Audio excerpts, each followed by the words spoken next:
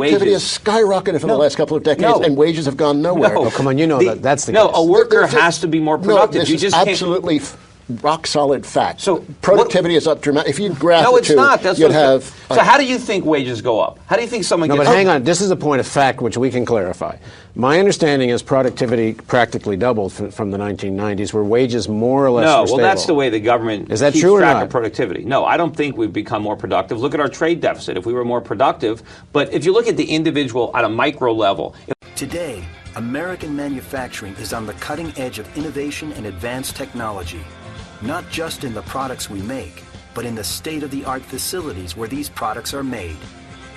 America has the most productive, highly skilled workforce in the world, and our progress continues to outpace our global competitors. In fact, over the last 2 decades, the productivity of our manufacturing workers has increased at twice the rate of the rest of the private sector. Those of us in manufacturing knows that metrics count, and in this case, metrics is one of the problems, because the popular press equates success in manufacturing with jobs.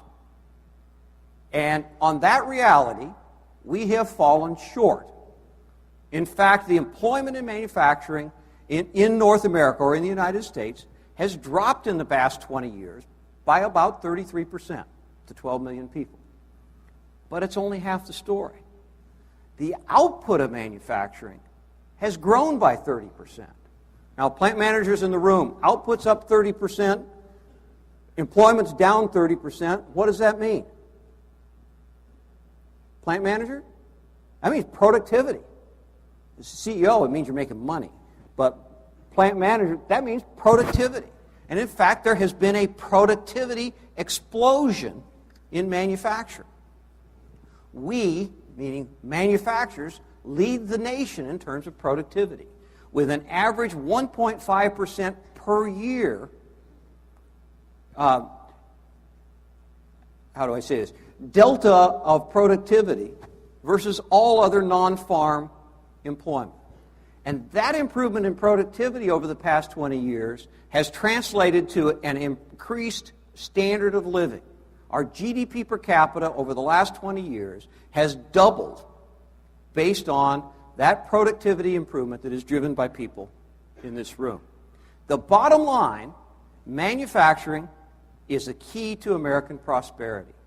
It has been in the past, it is today, and it will be tomorrow. We've had a crisis in terms of wages and employment relations in the U.S. For over a generation now, because the average wage in the U.S. Is today about 12% below what it was in 1972, whereas the amount the average worker produces has almost doubled.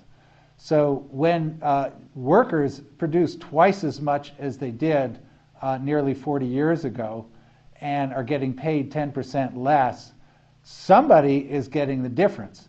And of course, that somebody is the upper tier of the income distribution, the wealthy, who are grabbing gigantically increased shares of overall income. And that, in turn, by the way, has been instrumental in facilitating the hyper-speculative financial markets, because the wealthy have so much more money proportionally to put into hyper-speculation than they did 40 years ago.